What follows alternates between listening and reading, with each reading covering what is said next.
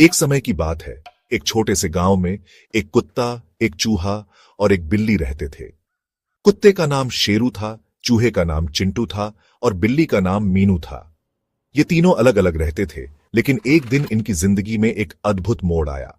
शेरू एक ताकतवर और वफादार कुत्ता था जो किसान के घर की रखवाली करता था। उसे अपना घर बचाना बहुत पसंद था। चिंटू, एक नन्हा सा चूहा, किसान के खलिहान में छुपा रहता था और रात को चुपके से अनाज चुराने निकलता था।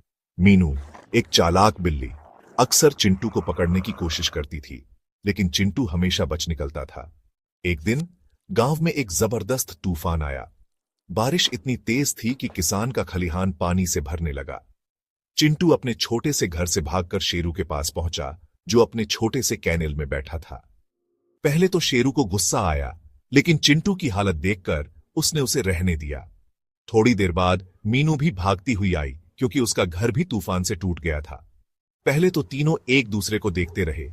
शेरू ने सोचा कि मीनू उसका घर छीन लेगी। मीनू ने सोचा कि चिंटू उसका शिकार बन जाएगा और चिंटू ने सोचा कि दोनों उसे खा जाएंगे। लेकिन बाहर तूफान का कहर देखकर उनके पास साथ रहने के अलावा कोई चारा नहीं था। रात भर तीनों उस छोटे से कैनेल में रहे। सुबह जब तूफान थमा तो उन्हें एहसास हुआ कि उनकी एक नई दोस्ती शुरू हो गई है। शेरू ने मीनू को अपना दोस्त बना लिया। मीनू ने चिंटू को शिकार समझना छोड़ दिया और चिंटू को उन दोनों पर भरोसा होने लगा। उस दिन से गांव वालों को एक कुत्ता, एक बिल्ली और एक चूहा साथ घूमते हुए देखकर हैरानी होती थी। वे साथ खेलते, खाते और गांव की रक्षा करते थे। तूफान ने उन्हें दोस्ती का एक अनोखा तोहफा दिया था जो कभी नहीं टूटेगा। और इस तरह शेरू, चिंटू और मीनू हमेशा खुशी खुशी रहे। समाप्त।